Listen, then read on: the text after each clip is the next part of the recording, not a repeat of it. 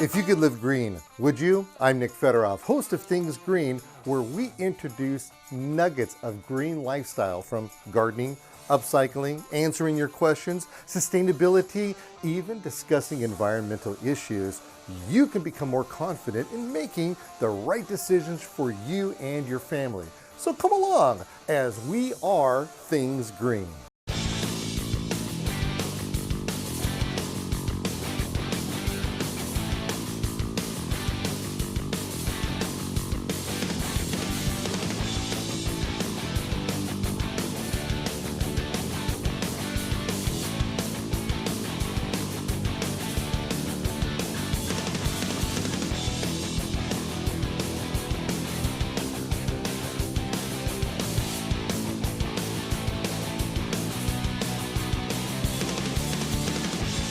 Things Green is brought to you in part by Southland Sod Farms, creators of genuine marathon sod. Pre-grown tall fescue grass. More information at sod.com. Dram Garden Products, makers of watering tools since the 1940s. Committed to saving water with handheld tools, hoses, and water wands.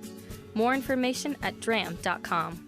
For nearly 90 years, the Bonide family has provided solutions to lawn and garden pest problems. Whether it's an insecticide, weed killer, fungicide, or plant care product, Bonide products will provide you the best solution to your lawn, garden, or home pest problem. With continued support from Cole Tomato Cages, planting, growing, and harvesting. More information at colemetals.com. AgroThrive Liquid Organic Fertilizers, the science of organic growth. And by Sustainable Environmental Education, creating school-based, youth-led service learning projects. Buying it seemed like such a good idea at the time, but it's just not working for you anymore. No worries, we'll take it. Habitat for Humanity Restore. Donate today to help people in your community build strength, stability, and self-reliance.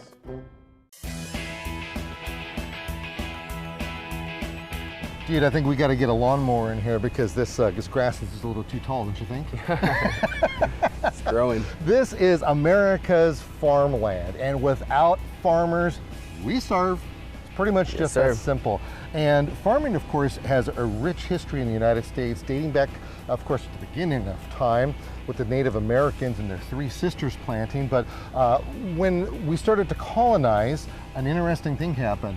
90% of the people ended up and were farmers. That's right. Now, because of that, things have changed a little bit since then, haven't they? Oh yeah. So let's take it back maybe to the 1900s. In World War I, the Germans developed what's called the Haber-Bosch process. Wait a minute. You do that around here, you got to clean it up.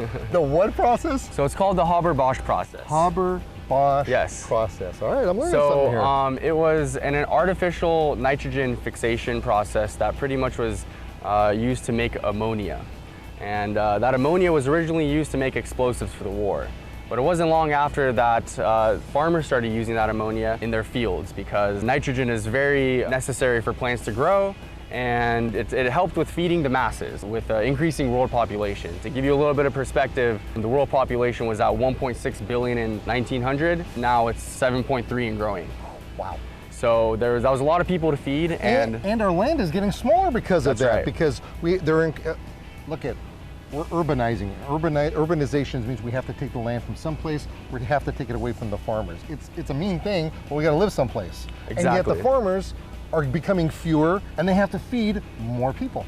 So back then, it was perfect because it really, the farmers started seeing much higher yields when they were using this. But today, the farmers aren't seeing as high of yields because they're not seeing all the kind of organic matter has starting to been a little bit depleted from the soil over those numbers of years. So those nitrogen-rich fertilizers have also caused a few problems in our environment as well. All the excess nitrogen that isn't taken up by the plant gets washed off and gets and finds its way into our waterways, underground aquifers, lakes. That's killing fish, isn't it? Yeah, so what it's doing, it's producing these algae blooms that are starving the fish of oxygen, as well as, our human genetics. because 80% of all the nitrogen in human tissues is actually nitrogen that was derived from the Haber-Bosch process. Oh, no way. Yeah. That technology has a huge impact. So are there simpler ways? What do we do? So now, because farmers are looking for new ways to replace that organic matter back in the soil,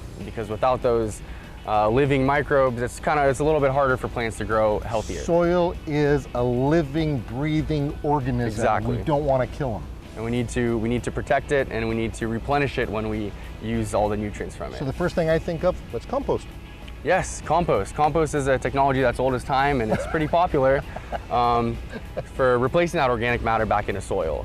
However, it's a very slow process. It requires a lot of real estate, and it's not as water soluble for the plants. It's not as immediately available. And to put it into perspective, when you're talking about composting, we're looking at a 3-month to 6-month, sometimes even a whole year process to where it properly breaks down.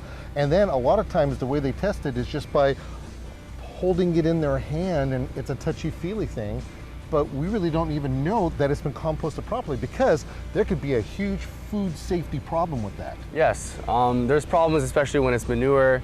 There's a lot of problems with pathogens that can happen, but we've developed a technology called our Progressive Digestion Process. Progressive Digestive Process. Yes. Okay. We call it PDP.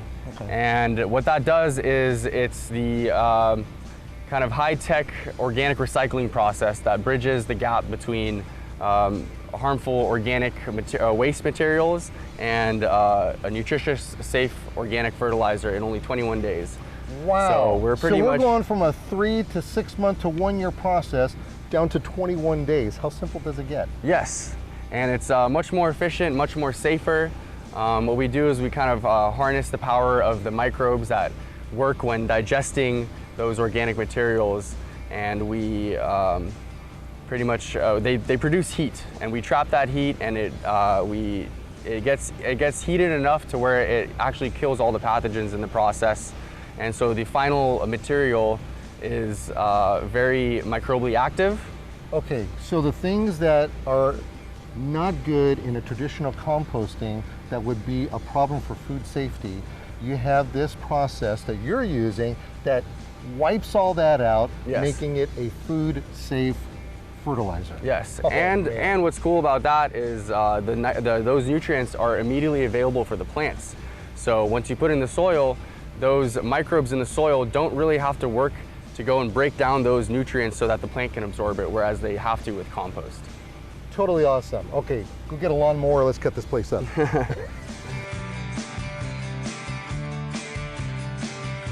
I have to admit, this is a first for me. I do not understand why you want whole milk, yogurt in a laboratory at a place where you make fertilizer. I'm going to use this as an example to show how complicated plant nutrition really is. So, for example, a lot of people have trouble digesting whole milk. Especially the older you get, because things happen in your body, Yes. and then the after effect of it is pretty bad. They lack the enzymes that are able to digest it. Whereas in yogurt, the material is already pre-digested. So it's your body is immediately absorbing those nutrients. Whereas this one, you really have to work for it. How does that tie into plants? So this can be your whole milk can be compared to your average organic fertilizer. That's usually comprised of a blend of organic materials. So when that gets put into soil, those microbes in the soil have to work to digest those nutrients to make it in a simple molecular structure so the plant can absorb it. Whereas your fertilizer that is already pre-digested, it doesn't need that extra step. It's immediately available for the plants, and the plants soak it all up, and they're healthier. And you use the laboratory to achieve those kind of results. Awesome. Exactly. All right, I got to put these in the refrigerator. Please.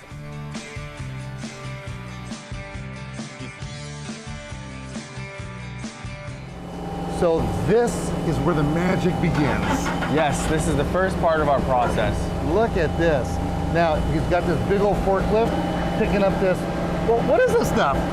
So these are fish bins. These are our fish bins that we collect from fish building operations. So what happens is when the fishermen bring the fish to these people, they pretty much process it, they package it, and they leave us. Oh, that is so cool. Yeah, so after they package it and take all the edibles, they put all the inedibles in these bins that we provide them. Okay, And so this bin right, how heavy are these bins? they're pretty heavy. Yeah. I mean, we only use forklifts To pick them up. manage So this is what you're actually using. Yep, these are all the bones, heads, guts, blood, What you kind name of fish it. are these? I'm not sure what these ones are because it changes every day, and every bin they process all kinds of stuff. So when they're using this fish, they're using it for other things, Yes. and then So- typically they would take and just throw that away. So yeah, once they take all the edibles, they go and they distribute that to the restaurants and to the stores, and then we take all this stuff, and here we have Anthony bringing it through to the conveyor belt. From this conveyor belt, it gets transferred over to our grinder. Wow, Which, now this stuff smells fishy. oh yeah, This oh is yeah, really fishy. But this is what organic is all about. of course. So once it gets put in the grinder, All right, so we go up this way here, yeah, and then it goes through this fancy machine, and this is the grinder. yes, So it's dumping it inside of the grinder.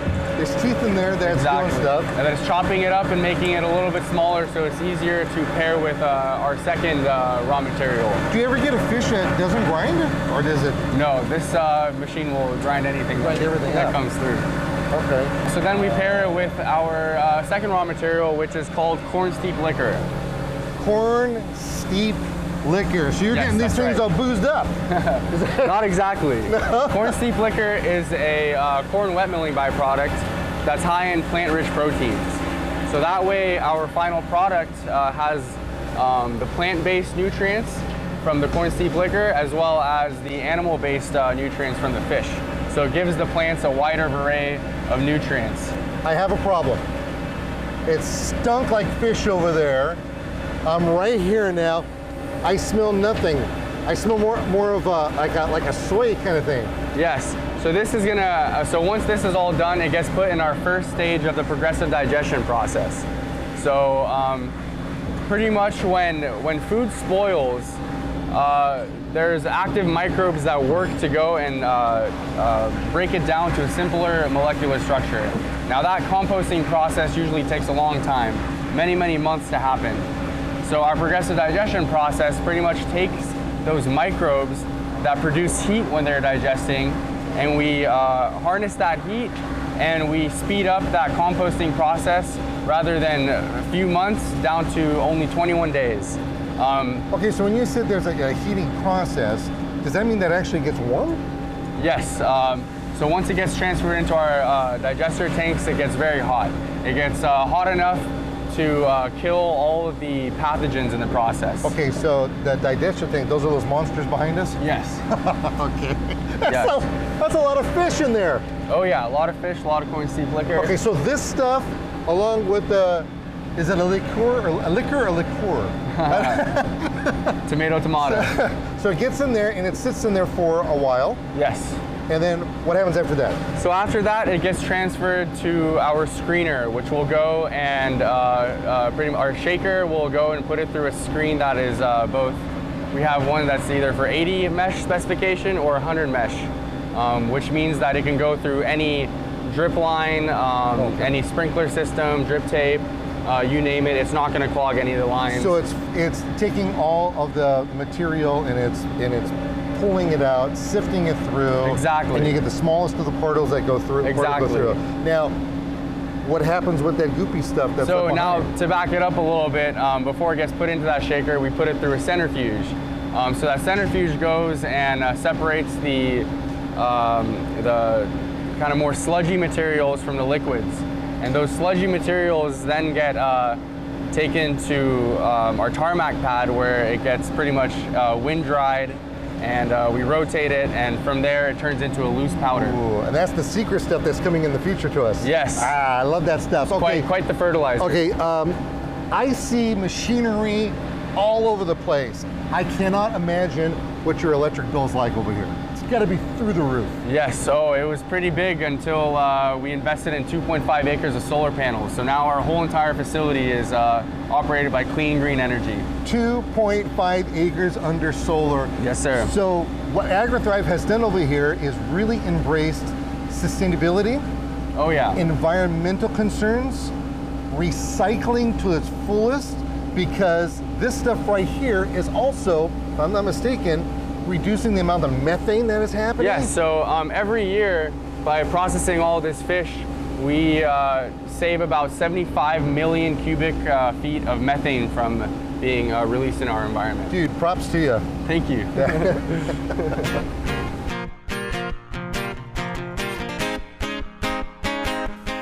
I have never met anybody who has such a pulse on the world of fertilizer than this guy right here. And you take it to a degree that I've never seen before. Where do you get your passion?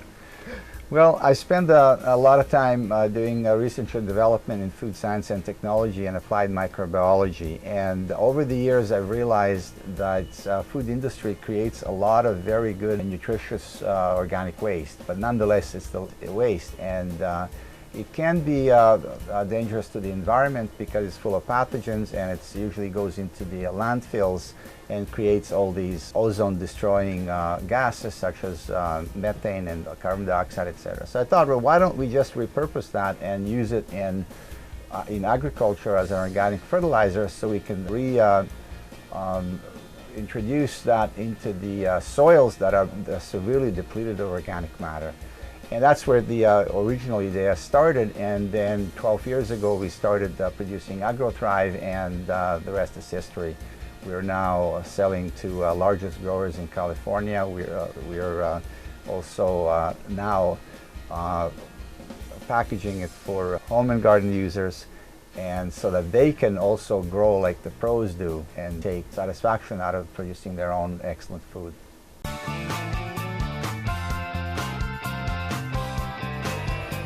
Why didn't you tell me I needed a ski parka to be in here? Man, it is cold. Yes. But it's so nice to be in here because it's a little warm outside right now. So welcome to our clean room. And the reason it's cold is because we have a retrofitted air conditioning unit with a HEPA filter on it, which actually filters out all of any dust or particles in the air to ensure a sterilized environment for our filling. And while you're in here, you get to be styling, right? There you go, safety first. That's the way that I like it. Okay, what do we got going on here? I see some activity in the back over here, but what I don't understand is why does he continue to take and dump water out? I thought we were supposed to be putting stuff inside of it. So that's not water, that's actually a disinfectant. So we make sure we sterilize the bottles before they come into the machine. Okay, can you go get me a thermometer? Because I have to take his temperature. I think he's not feeling well. You're putting fertilizer into here. Why does it have to be disinfected? Well, because our fertilizer is very highly microbially active, and if any pathogen gets in there, then it's going to start acting up and it might kind of blow up the bottle. So we take every precaution to ensure that that doesn't happen. Even the air conditioning with the HEPA filter will go and blow air down right above the fillers, so that we know that it's clean air coming in and there's no contamination. So even though that this is it's a fertilizer factory, you're making it so clean. It's almost like an operation room in here. Yes. Everything is really super, and you don't smell anything, by the way. Yeah. I mean, it's just nice, clean air that's happening over here. Okay, one of the things that I've noticed about here, for some reason, this little part right here, it's a little familiar to me. Did I drink out of that one time? So our bottles are actually made out of 25% post-consumer resin. Okay. So you're really taking the sustainability to heart over here. Oh, yeah. On top of that, by using that kind of stuff. Now, Oh, yeah. you're in charge of filling all this, aren't you? Yes. Please, tell me the process. So this is our automated filling machine. It takes in bottles through this conveyor belt, and it goes through these sensors that count each bottle so that it knows when it's about to fill. The system is calibrated through a human-machine interface. This whole screen is what you tell it what to do. We calibrate it so that each bottle is filled at the exact same amount. Oh, nice. So this way you know where the consumer is getting exactly the number of ounces that they're purchasing. Exactly. So whether it's a 16 ounce, a gallon, whatever the case may be. Exactly. Good for you. How does it work now? So we turn on this conveyor belt, and that's all you need to do. It goes through these sensors, it counts everything.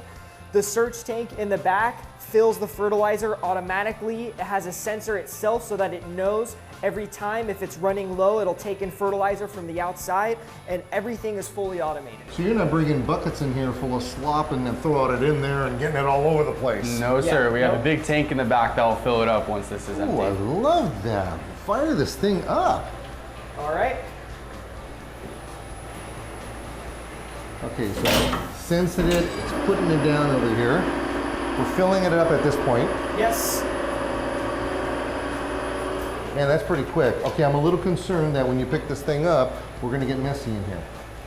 So everything is, it knows when it comes up, there's sensors up here, and this drip tray comes out so that everything is clean. Oh, look at that. And it just keeps on going. So now, what's this next step? So now from the filler, we're gonna take it over to the capper. Okay. And right now he's hand capping it because it's a kind of a smaller quantity, but otherwise we have an automatic capper that'll do the job. Okay, so he's capping it on right there, and is he really cranking down on this thing? Yep, as much as he can. Okay. Now and then it's gonna go to the heat sealer next. Okay, so we're taking and we're putting it on the label. So now we have our labeler here that will go and label the bottles from both sides. Okay, and that looks kind of sticky in there. I gotta keep myself away from that area. Yeah, so then the brush will go on and make the labels all smooth. And then from so there... everything gets labeled on here, and then what's the interesting part about the label here is that there's a lot of information that's on here. Yes. First and foremost, we have ourselves the label up in front, tells us what we're looking at, but on the back, read the label. Always read the label.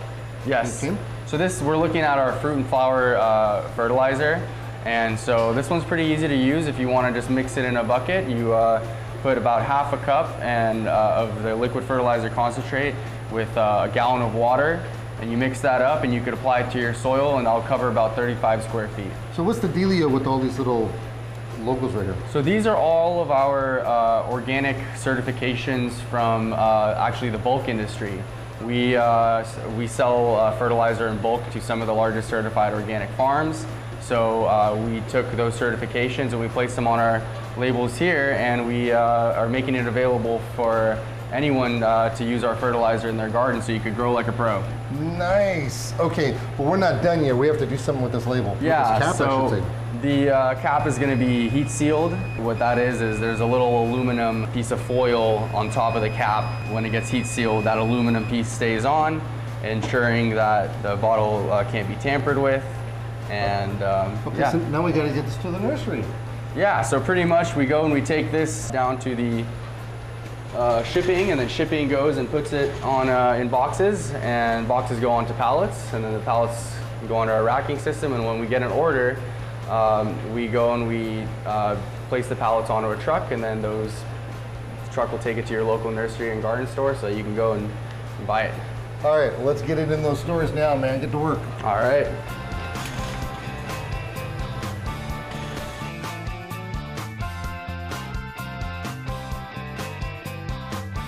Here's something that you guys may not know about me.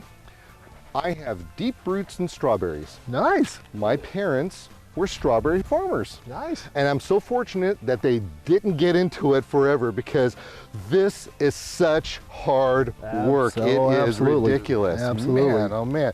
Hey, Absolutely. hey, what are you doing? Picking up one of these beautiful strawberries. I'm gonna call the strawberry police on here. Let's do that right now. I won't let it happen. Be safe. So what kind of berries are these? This is a Driscoll Big Sur. I know Big Sur strawberries to be kind of on the mushier side, or softer, shall I say, but these don't look like that. So how can they be Big Surs? We use AgroThrive LFK out here consistently. Okay, so this is an organic farm. That's correct. Okay. Believe it or not, by looking at it, this is an organic ranch. Yeah, well, you know what? You look at this. Look at the size of these leaves. Look at the size of the flowers. Look at the size and the color of the strawberries themselves. That's pretty miraculous. Right. You know, I like using AgroThrive LFK. You know, it's got it's a well-balanced material. You know, NPK. You know, and it really helps. You know, it's got a little humic in it. So in that aspect, you know, it just helps out on root development and stuff like that. It's got natural microbes in it. Now, it's an absolute key. I understand that you've been in this business for like 3,000 to 4,000 years. Yeah. And you've seen a lot of changes in the world of agriculture. Oh, absolutely. Are farmers getting into organics? Oh, more and more all the time. More and more all the time. Wow. Yeah, I see it not only with strawberries, with vegetables also. Okay. But yeah, it's beautiful. Love strawberries. How do you irrigate all these strawberries? Everything goes through drip tape. So we got double drip tape going down the middle under the plastic. Nice, so you're not wasting any water. Exactly. Exactly. Yeah, these rows aren't mushy or anything like that. No, not at all. In fact, so the water's being contained within these rows. Exactly. And then these guys, when they fertilize, I'll have them come out and they'll run half of the mix for the week and an early application, because uptake is a little bit slower for organics, but we don't want to be wasting any material, right? So, and then behind the pick, later in the week, then they run up the other half. So it looks like we've got some sustainability going on here, water saving, organics. Yes. All of these things. Delicious strawberries. Delicious strawberries. Yeah. All right, you want to know something? With that in mind, can you go get a couple of boxes, because I have a strawberry shake in my future over here, okay? I'll start picking, okay? All you need is vanilla ice cream. Thanks for joining me on another excursion of Things Green. Our goal is to educate, inform, and entertain so you can become exposed to a green lifestyle inside and outside of the home and community, all on your terms. Join me next time right here as we help you with Things Green.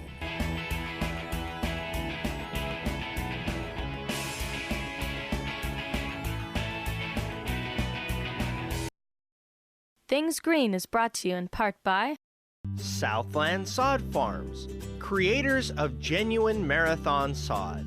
Pre-grown tall fescue grass. More information at sod.com.